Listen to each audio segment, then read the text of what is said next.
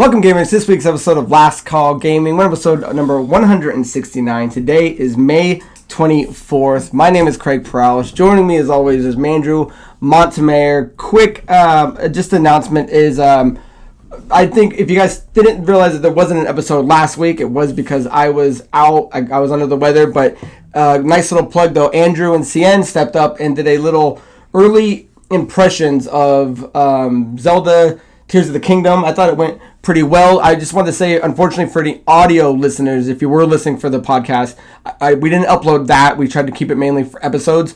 But if you were looking for something and maybe you haven't caught that yet, that video's out. Nice little, what was it, like 30 minutes? I liked it. I felt like it flew by, honestly. I was telling Christian, I'm like, all right, let's just try to keep this like 10, 15 minutes. The next thing I know, because I'm using my phone to do things, so I don't have a timer in front of me. I'm like, oh, 30 minutes.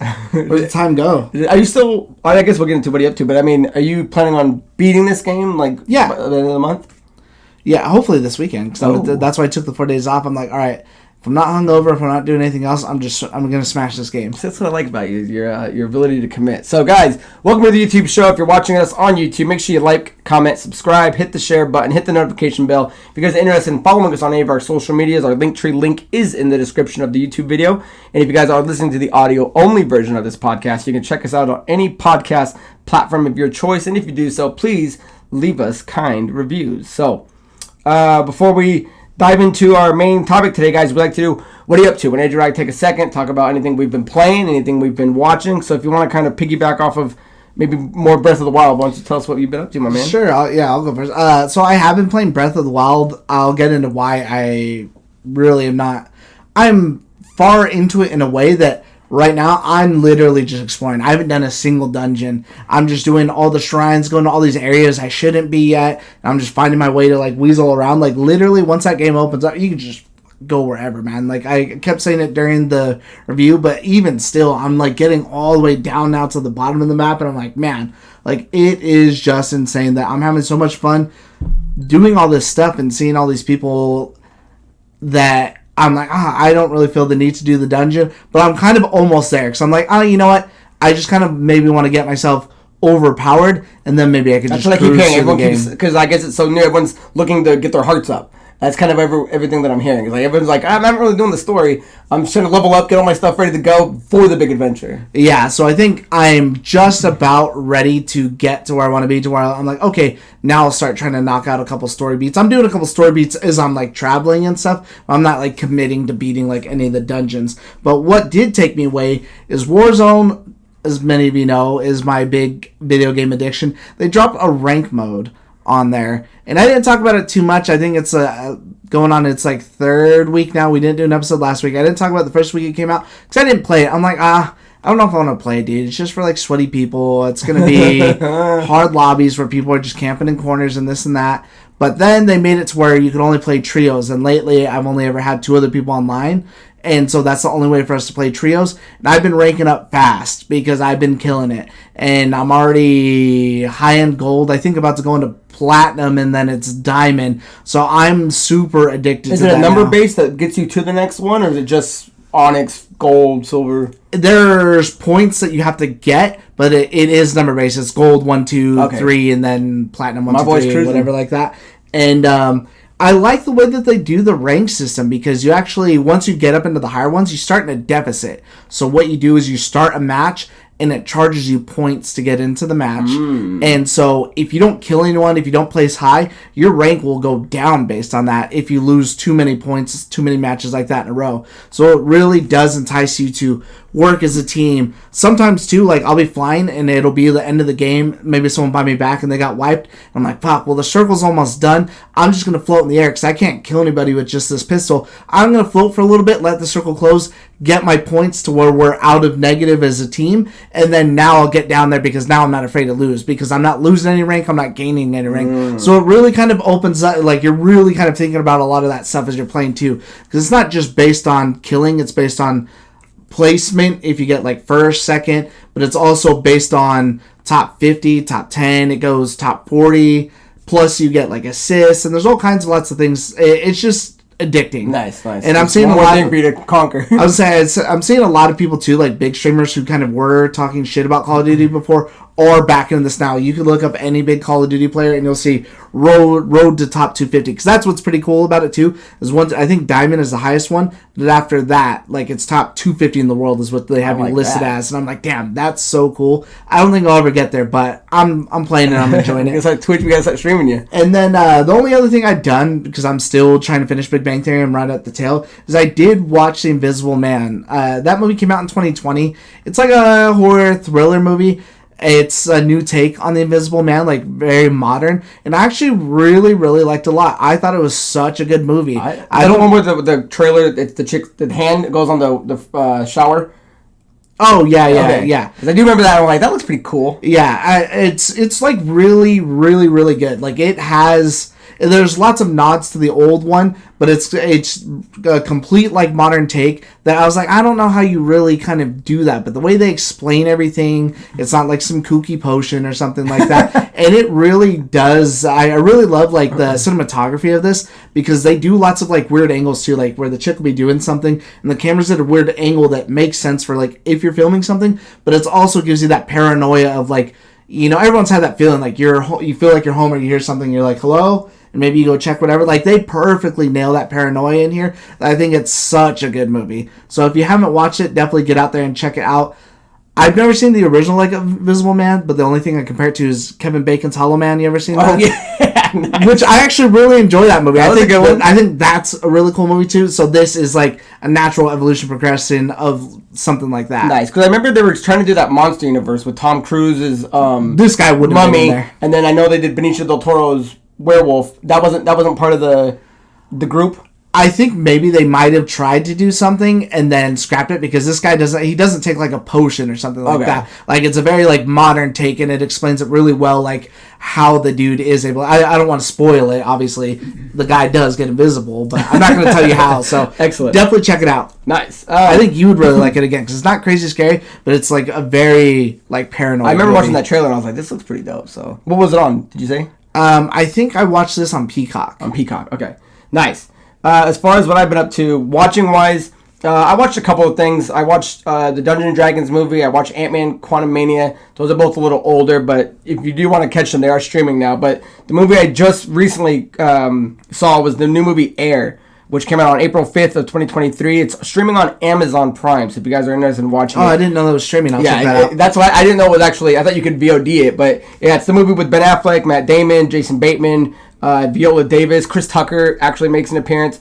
It's directed by Ben Affleck, and I love these kind of movies. You get kind of like a peek behind the curtain. If you're not familiar with it, it's the whole concept of how Nike was trying to find the right player to blow up their shoe, and then we know with Michael Jordan, and the rest is history. But it's kind of weird to look back on a time where Nike was like the smallest player in the game, right? And Reebok was the big one. Reebok was the big one. Adidas was a big one, and it's really cool. One of the things they don't do is they never show Michael Jordan's face. He's there, and you can kind of see him. But like one of the things, like I think Ben Affleck was saying, he's like, I kind of want to keep that mystery, because nobody's gonna be able to portray him correctly. So he'll be in the room, but he won't be looked at. But I can fit that in with my head. Yeah, but one of the things I was hoping is the Space Jam. Do you remember the dad in Space Jam? Come on, son. Yeah. He's not dead, and I was hoping that he was going to play the dad. That would be really and that way it could have been completely canon of why he got the shoe, why he does it. But I don't know, there's really cool things in the movie, like how I didn't know that the NBA had a thing back then where you had to have a certain percentage of the shoe be white.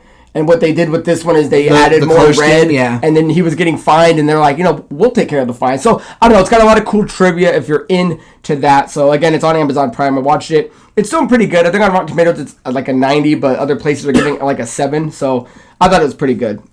That's I was gonna say that's my favorite episode of that Michael Jordan documentary, that 10-piece Netflix one. This is the one that's about like the shoes and all that. That's my favorite episode. Dude, yeah, and how we watch that one all the time. How he was able to get his negotiation with points on it, and then like that changed the landscape for future basketball players and actually getting taken care of instead of all the money going back to those corporate fat cats.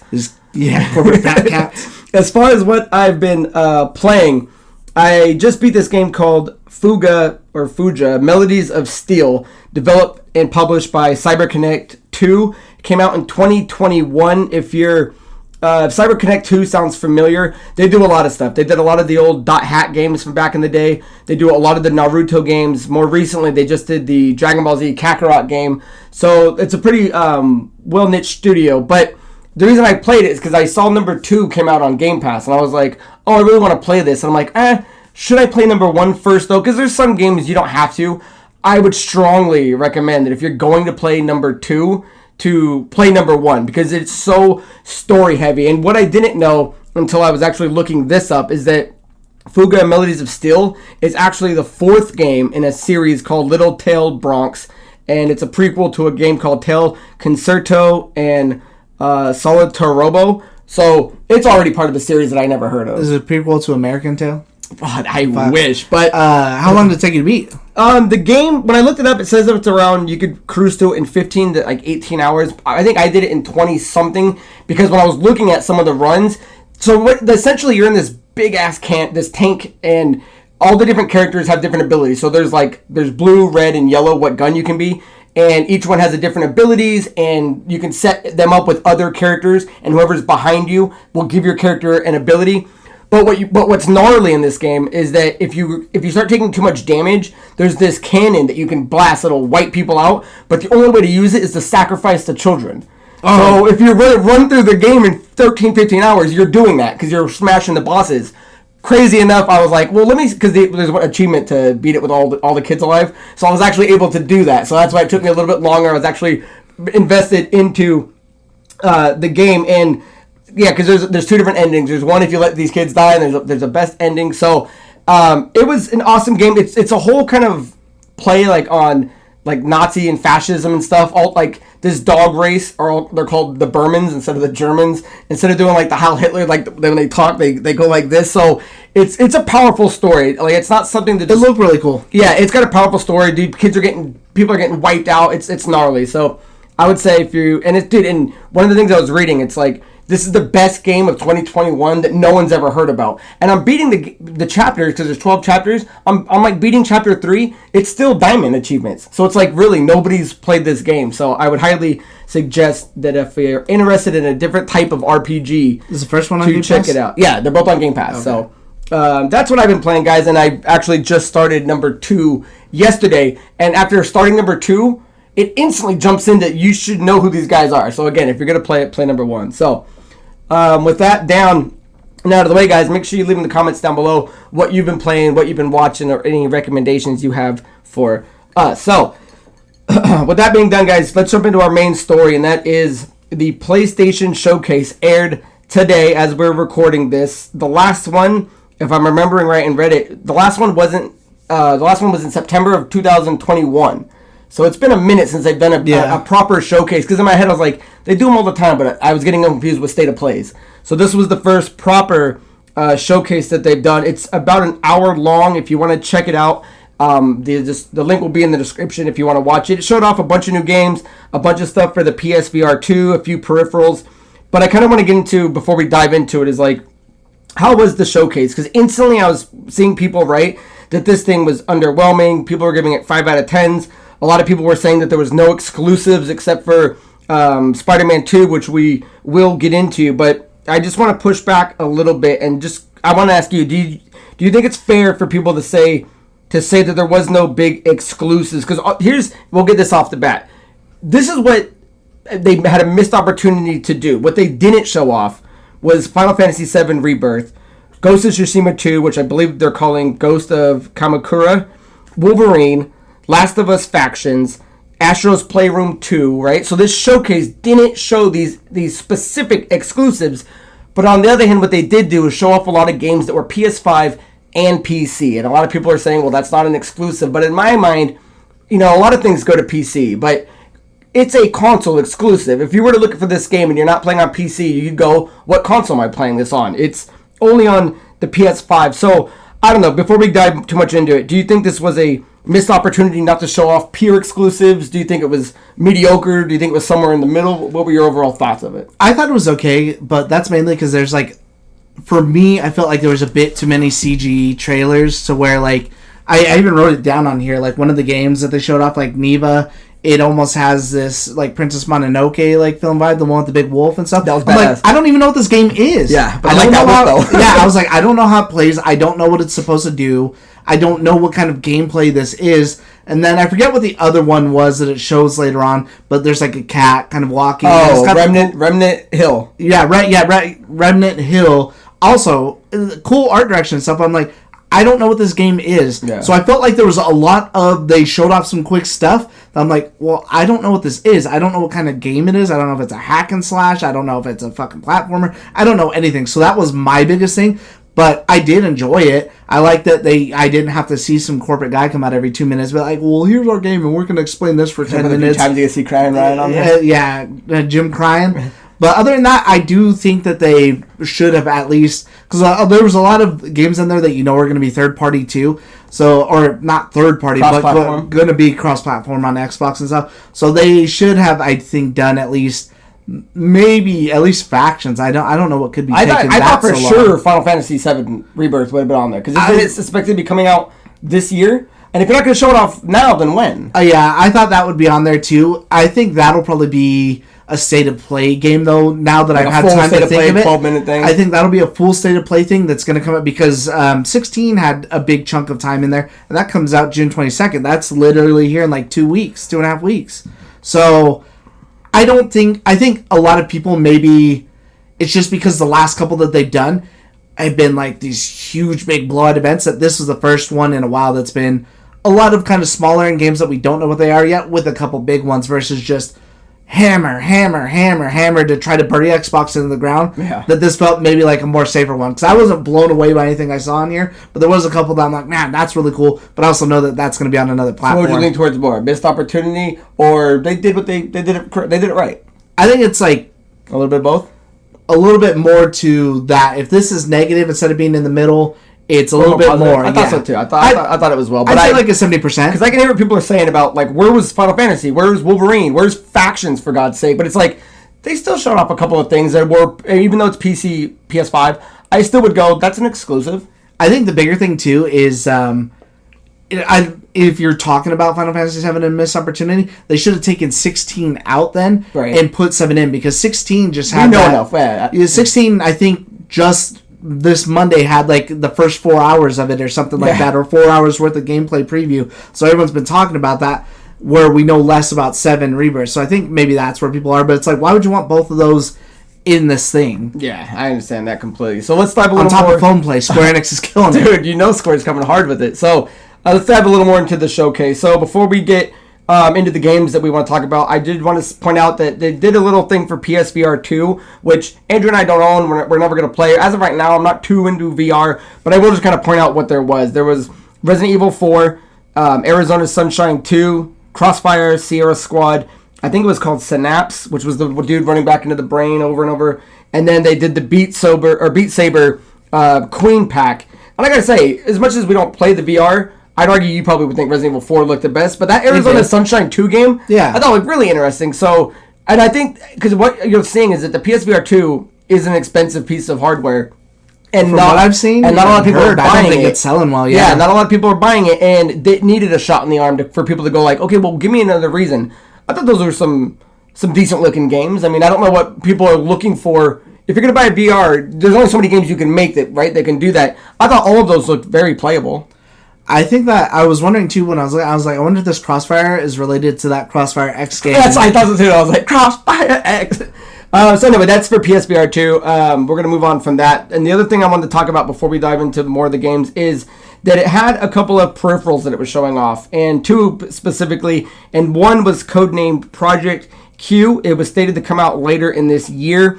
It's a handheld streaming device supporting an 8-inch HD screen and a controller interface from the DualSense controller. Now, I'm not exactly sure who this is for, because this comes to us from GameSpot. It says to play anything on this new handheld, you have to download what you want to play on your PS5 first, and then your console streams your downloaded games to Project Q via Wi-Fi. Now, I thought it would have been cool if let's say you bought it for, let's say this thing's probably going to be $199, maybe $250. You bought it and you sync it to my PS5, and you're at home and you're on your Wi-Fi, that you could be playing it from my PS5 if it's running.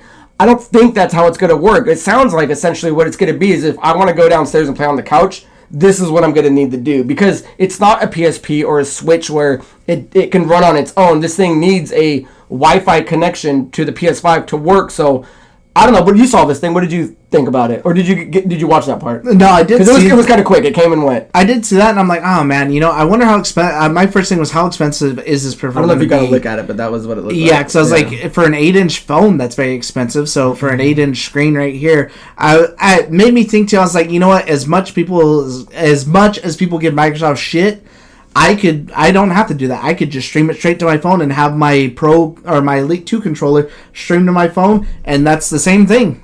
Yeah. So that I didn't have to pay extra for because it already works with my own peripheral that I carry with me everywhere, and I upgrade every single year. And I'm like, man, you know what? I'm really glad that Microsoft isn't kind of chasing some of these trends like that, obviously to compete with something like a Switch or something, plus also chasing like the VR market. Because I'm like, I don't really kind of see where that's going, and I don't know how you can compete, and I don't think that is the way to compete, but we'll see.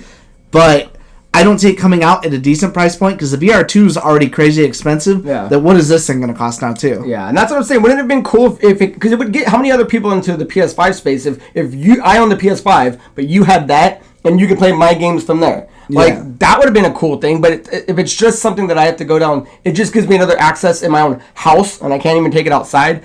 I don't know. Again, though, we'll see. Maybe we're missing something, but as far as I can tell, it's just I can move to another room with it, but I still got to stream it from the PS5, which I guess is cool, but it's nothing I would want. I would say I feel that's more for like people who have like not single TV, but like a dad household, maybe, I guess. Like you have a kid, so you want to go play on the couch versus I'm not really in that situation right now. Plus, I have multiple rooms, so if I'm going to play the game, I'm going to go play in my game room. Right. I'm not going to go sit on the couch on this little screen and be like, try to have a last minute experience right here in front of me while someone's watching Big Bang Theory right here. Right, and the other thing they showed off were these new earbuds. I thought they looked really nice. They were pretty seamless and small. They were made so they're going to have lossless audio with low latency. It's the first time Sony's put one of these out. Not much to say. It's supposed to really pair up with any of your smartphones or your devices for seamless gameplay. They look nice. I mean, they're smaller than earbuds. I mean, so I thought they looked pretty cool. So moving on, guys. Let's get into the games. There was over 29 to 30 different games, and if you've watched any of our breakdowns before, if you want to, we're not going to go through all of them. If you want to watch it in its entirety, again, the link's in the description. Generally, what Andrew and I like to do is pick a couple that kind of caught our eye and kind of dive into them a little bit more. So I think we've picked out 3 games apiece, and then we'll end on Spider-Man 2. So why don't you start with yours while I load mine up here. So what was your first game that caught your eye? Sure. I actually have mine written in chronological order, so I mean this isn't in any particular favorite to worst or anything like that. So the first one was actually Phantom Blade Zero. Now, this is I've never heard of the studio, Cruel Man Studio. And this game looked so good. It was a good-looking game. It showed lots of gameplay, so it wasn't just like a CG trailer. The combat looked really good and fluid. Like whenever I talk about Sekiro on the show, and I say once you get Sekiro down, as hard as the game as it is, and you're doing the pairing and you're doing all the fighting, if you watch like any of those videos, or if you've seen anyone who knows how to play that game extremely well, that's almost the same feeling you're getting out of this with that combat, where it's fluid, it feels natural, almost feels like you're watching like a movie that's very well choreographed, and it looked really good. It's supposed to take place in like Hong Kong, so it's like Chinese based. It says it's a hack and slash. I don't know if this thing is supposed to be like Dark Souls-esque, but that was the feeling I was getting. That was the instant vibe I got, yeah. So, it did say it was coming to PS5. I don't know if this is coming to anything else because there wasn't too much about it. I didn't even realize that there's more games to Phantom Blade. I didn't realize that this was a series. So, either way, I thought this one was super sick.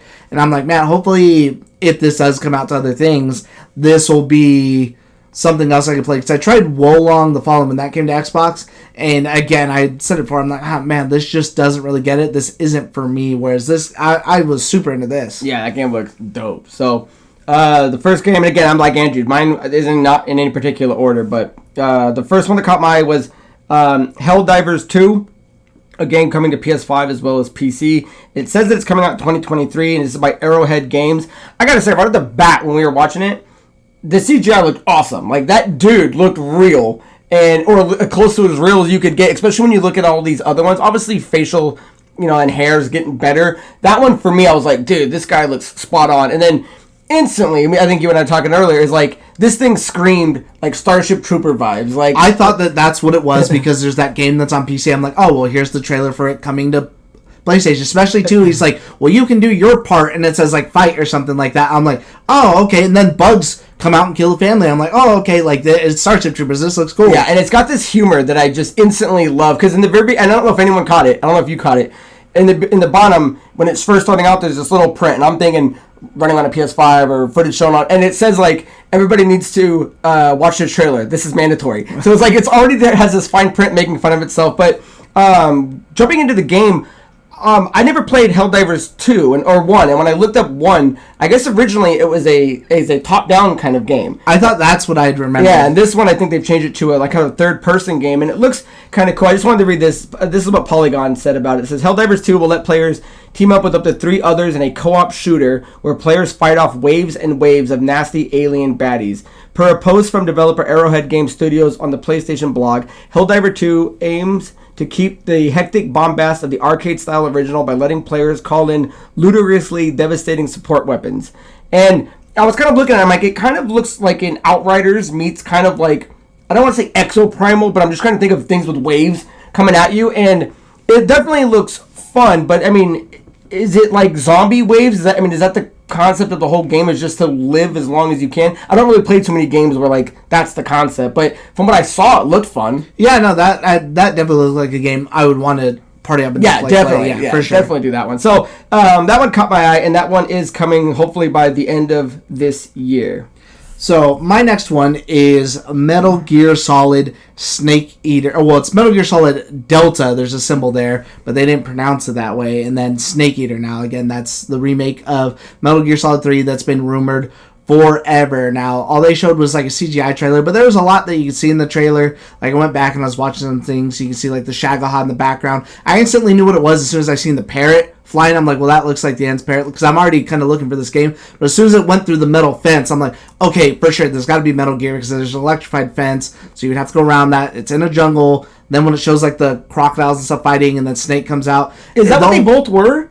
Because I saw one. The other one looked like I almost thought it looked like a dinosaur at first, and I was like, well, it can't be, I guess, if it's a Metal Gear game, but I didn't think they were bold alligators or crocodiles. No, one was a snake, and the other was like a crocodile. Is that just what it was? It was a big-ass snake? Okay, yeah. Because I thought I saw it with, like, had a body on it, but I was like, that can't be right. Yeah, no, I only watched it once, though. There's 2 different things, and then he kind of comes out, and, like, that's kind of where it ends. It would have been amazing, one, had they showed off who's voicing him. I would have loved to see some gameplay, but I would have loved to have that. That was the perfect blown opportunity for the kept you waiting, huh? Yeah. And I would have been like, man. But what was you want David Hayter though to do it, or do you want Kiefer Sutherland to come back? I would love David Hayter to do it. They could do Kiefer if you have Kiefer full, because I love Kiefer's lines in the Phantom Pain when he does talk are really good. I'll show you something after this, because I don't think you played Phantom Pain. Like when he does his lines, he's just underutilized. Is the problem in that game is he doesn't talk, but when he does, he's so good that it does create that. Okay, this is a better fine line between Solid Snake and Big Boss now, who look almost exactly alike,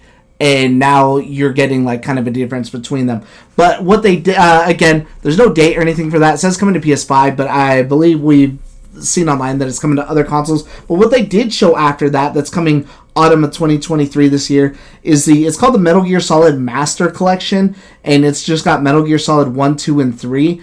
I don't see anything on there. Was it 1, 2, and 3? I thought it was Peacemaker or something. No, it was 1, 2, and 3. It was 1. Yeah, it was 1, 2, and 3. It's missing Peace Walker. Oh, I didn't know they figured out how to do one. So that's what's weird about this is PlayStation already has a collection that I don't think is backwards compatible that has 1, 2, 3. I think 4 Peace Walker, and then like the original ones. I think I forget about it's Metal Gear. I think it's Metal Gear 2, like Snake's Revenge or something like that. It has a lot of those, I think. The Xbox one that is backwards compatible that you can play has Metal Gear 2, has Metal Gear Solid 2, Metal Gear Solid 3, and it has Peace Walker. So that's what's interesting is Xbox has not had Metal Gear Solid 1. Even though it's a dated game, I would still go back and play it. And it's also interesting to note, too, that this says Master Collection Volume 1. So they are going to be working on something, because, again, like I said, what would be missing from this would be Peace Walker 4, Ground Zeroes, and then 5. And 4 is really the only thing... Actually, I don't even remember 4 was on the PS4 one, because that's the only one that's kind of trapped on PlayStation 3 due to that, like, their cell structure for how they made games and stuff like that. So that's the only thing I can see is there ever being a complication for why that's just not out right away. I'm sure they're working on something like that, though. But either way, super hyped for that. Yeah, when that one came on, I was like, man, I wish I was watching this with Andrew, because I was like, oh, fuck yeah, nice. Nice. So my second game that caught my eye was The Plucky Squire. This game's coming out on all platforms in 2023. Developed by All Possible Futures and published by Devolver Digital. Now, this wasn't like a new trailer. I think we saw this. I think they showed it off like 11 months ago or so. I've seen like it before on something, and I think I liked it before. And again, I was watching it. I'm like, dude, this is awesome. In a world where it's hard to create something new in video games. I'm not saying they invented something brand new, but the fact that they're able to take it to like 2 different styles of gameplay. One's in this book, this fairy tale, and then it jumps out 3D into like you're like a small soldier in the room, kind of going around, and then he's kind of warping into like parts of the furniture. It kind of reminded me a little bit of It Takes Two, where each level kind of plays like a different game, essentially. So I was watching this one, and I'm like, man, there's just something magical about this game. I dig the concept. I like the kind of open storybook kind of thing. When it comes out and it's 3D, I thought that it looked beautiful. All the art looked really done well. It's kind of not much really to say. Obviously, you're these 3 different characters. You have this party of 3 people, and you're trying to stop the bad guy. It looks like a traditional kind of quest adventure game, but it was nice seeing it again because I kind of forgot about it because again it was like almost a year ago. So when it popped up, I was like, oh yeah, this is definitely a game, and I'm glad that it so far looks like it's going to be coming out by the end of the year. Yeah, that one was a good one. I thought that one looked pretty cool too. Looked fun. So my final one that they showed is from Capcom, and that is Dragon's Dogma 2. Now, I've never played the first one. I remember people like hyping this up when it was kind of announced that they are working on it. Now, they went ahead and showed off a ton of gameplay and like cutscenes and stuff for this, and it looks so good. Like me and Craig were just talking about, I was like, man, it looks... The way the dialogue's kind of going and maybe the way it's feeling, it feels almost like Game of Thrones, Skyrim, and what else were we saying? Witcher. And I'm like, man, this is like the perfect combination. It looks good. The combat looks sick. I'm loving where everything is. When this initially first was getting shown, and I just showed Craig the trailer, I thought, again, another Capcom game that never came out from anything. I thought this was Deep Down that they showed originally at the PS4 reveal from 10 years ago. I only remember it because I'm like, man, this game looks so good. But this game, I'm super hyped for it. I didn't play the first one, and I've kind of gone back and looked, and I'm like, We were just talking about, like, should we go back into the first one? Because it does look dated, but it doesn't look... It's not like playing Final Fantasy X on PS2. Like, it looks playable still. Yeah, it does look like it is. I'm like, I just don't know if it's more trouble than it's worth. I wonder if they make a remaster out of it. I'm sure they probably will eventually. And I'm like, I wonder if that's the play too, and that's kind of maybe what I was waiting on. Because there's no release date for this. So I'm like, okay, well, if they have the old one, Capcom's got enough resources to where they could easily fund like a remaster or some sort of good port to make this thing. It doesn't have to be 4K, but as long as it runs really, really well, I would love to play the first one and see what that's all about. Because this definitely had me. I'm like, man, this looks so good. Yeah, I thought it looked awesome. And my last game was Immortals of Avium, and that's on PS5, PC, and the Series X. Developed by Ascendant Studios, published by EA. This is the only one on my list that actually has a release date. They're saying this comes out on July 20th, 2023. What I didn't know is that Ascendant Studios is a brand new studio from 2018, and this is going to be their first game. So it's a little bold to make this very big, high fantasy looking game that has a pretty intricate kind of system. I want to read this real quick. This is from Gamatsu, and it says... Immortals of Avium is a single-player, first-person magic shooter that tells the story of Jack as he joins an elite order of battle mages to save a world on the edge of abyss. With legions of soldiers on both sides of the Everwar, he must uncover the mysteries of Avium's troubled past if there's any hope for saving its future. Master 3 forces of magic and unleash spells with deadly skill in a game that defies... first-person shooter conventions. Because, one of the things you obviously got to look at and take notice is that it's from a first-person point of view. And other games do that. Skyrim, other things have done that. But how fast it's moving and how quick it's doing it and how seamlessly it seems to be doing it, I was like, oh, this isn't just, a makeshift high fantasy game that it looks like it's going to be something worth talking about. And I don't think you said you caught your eye, but when with everything I was reading, I'm like, oh, that's a Craigie game. And I love how it looks like he's actually casting spell. Kind of reminded me of Ghostwire Tokyo. Yeah. When he was actually doing things to cast it. And I love when you can match that fantasy with like sci-fi tech. So I don't know, it kind of checked a lot of boxes for me, but you weren't too fun on it. I was gonna say, I was like, it didn't really grab me, but as soon as I saw it, I instantly was like, oh, this is a Craig game for sure. I think the only thing I really hate though, it's like, what is with all these games that are like high fantasy, whatever, but choosing a generic ass name like Jack, because that Final Fantasy Origins name too, I'm pretty sure that was the dude's name too, Jack, the main character. I'm like, come on, man. Like, you're in this really crazy high fantasy. Call yourself Bernard. I don't care what it is, but Jack? Yeah, make something up with more than one syllable. But, yeah, it looks cool, and it's coming around. It's right around the corner in July, so I'll definitely be looking at trying to snag that. But, I think that's pretty much all three of our games, right? Did you have one more? Oh, no, I did have an honorable mention. An honorable mention, but they didn't really show anything. It's kind of like a CG trailer, but they did show off Bungie's next game that's supposed to be some sort of shooter. It's called Marathon, and so I thought it'd be remiss to not bring that up because, of course, Bungie is a huge studio, and Destiny is an absolutely juggernaut game that's still going. They did have a lot of Destiny stuff in there, and they're having a Destiny event, I think, in August 22nd is what it said. So either way, they showed off their next game, and who knows how that's going to end up, what it's going to be.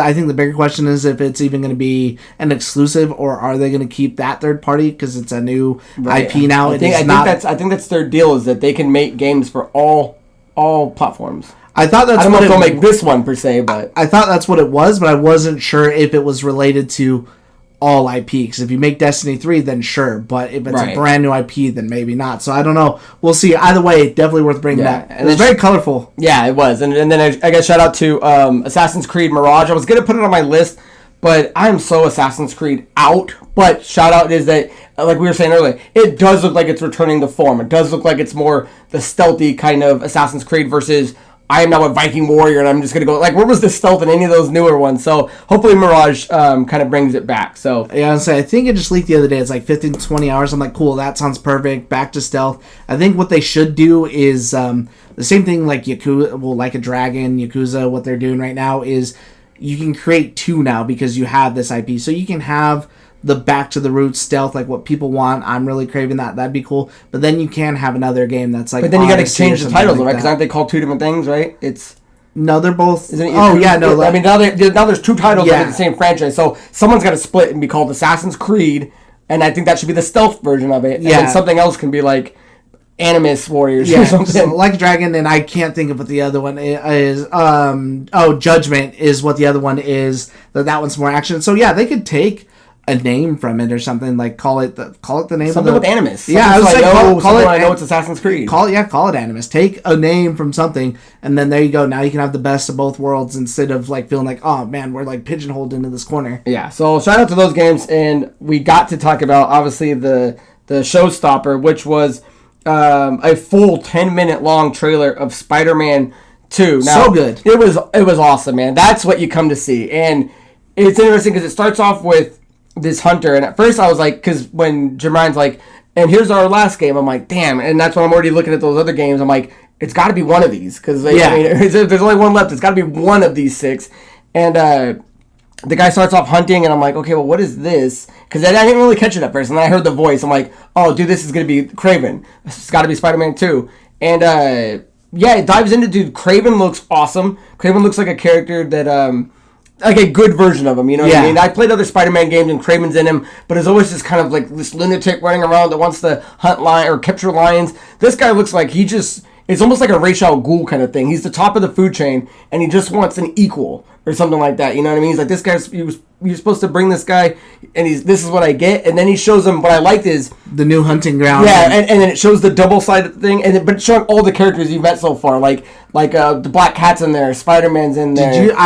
The way that it looked with one of them, it looked like Deadpool was in there. I don't know if you caught that. And I wanted to go look back in comments to see if maybe anyone else said anything. But I saw. I think it was Prowler. Maybe that's who it could have been that too, because their mask is a little bit similar. Because was he on the right? No, he was on. I think it was on the left. Okay. But yeah, because they both kind of have that weird like diamond design. Maybe that's who it could have been. That I was like, oh man, I wonder if that's Deadpool. That would be really cool. Yeah, and one of the things I know a lot of people were interested about, or seeing how it's going to happen, because obviously there's 2 Spider-Men, is people kept going, is it going to be a co-op? This game should be a co-op. And in my head, I'm like, why would you want a co-op game? Because once you see how the action kind of goes switching between Miles and then Peter Parker, I'm like, that's how you do it. And one of the best parts is when you're playing Spider-Man, who they show in actually like a grounded New York. He's in like a neighborhood, and he's got the Venom outfit, and they find out that Doc Connors is being chased, and he goes like, man, I won't make it there in time.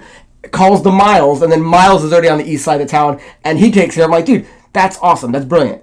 I like too, and I guess consider this a spoiler because I don't think they had showed it before. They showed Venom was going to be in the game, but Peter Parker is attached to the symbiote suit, and they show a lot of gameplay with how the symbiote is when you're fighting, and also how it's affecting his mentality and how he's talking to people and being more aggressive. I'm like, man, that's so cool. That's not something I thought they would have shown. Yeah, and dude, the fact, it was a big story reveal and a big story beat that you're seeing, because obviously when you play it, you're going to go through the same thing. But dude, the Lizard looked dope. He was close. Dude, he was huge. I was like, dude, I can't wait for that boss fight. I was like, I like too that they made it okay, it's not just like your typical Lizard where he's just climbing everywhere. When he gets in the water, he's cruising. Dude, yeah, he was going faster than boats and jet skis and stuff. So I don't know, it looked awesome. And then once they got kind of more, and it's weird because they didn't say 6 months later, right? That's the timeline. So it seems like Kraven's already made his name for himself, because Peter's already pissed. He's already like, if he wants a hunt, I'll give him a hunt. So it seems like his little organization has already been a threat, and what it looks like, what they're doing is rounding up people. And how cool would that be if later on you're thrown into this survival pit of all these different dudes? Because I can only imagine that they didn't show all those guys on the tablet for nothing. There's going to be, I'd imagine, a bunch of cameos from all the Rogues Gallery. And plus, you're going to end up in that Felicia Hardy, Mary Jane love triangle, too, because she's going to get hunted, and it's going to end up, turning into some sort of thing. So, and she already had her DLC, too. Oh, I played that. That was good stuff. So, it almost inspires me to, because I know that there's a PS5 collection, because I think I beat them on the PS4. I wouldn't mind going back and replaying it. Is that worth getting a PS5 view of Spider-Man 2? Something that looks like, because look what you're going to miss out on. It did look that good that I'm like, oh, man, that. There's not too many games that I get really kind of jealous of, and I'm like, man, this one I'm pretty jealous of. And that looked good. Yeah. So I don't know, anything else you want to add on Spider-Man 2? Obviously we've been waiting for it, and they showed a big. I wish they would have shown maybe some of Venom, because every time you read something about it, you're like, oh yeah, Venom is in this. I'm like, well, at what point? Are we only gonna have the suit for a quarter of the game, half the game? When does Venom become apparent? Because the original teaser trailer is Spider-Man and Miles, and remember he's in the alley, and Venom comes out. I'm like, so when does that take place? Is that going to be in the beginning of the game or after the game? If you're going by any of the comic books or movies, he'll have the suit, and then Eddie Brock, assuming it's Eddie Brock, will get it. From that trailer, that's the ending cutscene of the game, is when Venom comes out. Yeah, wait for Spider-Man 3. So that is it, guys, for Spider-Man 2. We're running a tad bit long, and I know if we do questions, it'll go a little bit longer. So I'm going to skip questions for this week. We had 2, and they will be on our next week's episode, so don't worry about that, guys. But that is the end of the episode. Let us know down in the comments below what you guys thought of the showcase, what your favorite game was, what your least favorite game was, how hyped you are for the new Spider-Man 2 game, if you're looking forward to Project Q. Real quick, what do you think? Do you think the Q means anything, or is it literally just a letter plaplaceholder? It's kind of, I can't think of what it could possibly stand for. So, guys, Qualm. That is the end of episode 169. Guys, join us next week for episode 170. And until then, guys, my name is Craig Perales. This handsome bloke is Mandrew Montemayor. And until next time, guys, cheers. I accidentally drank.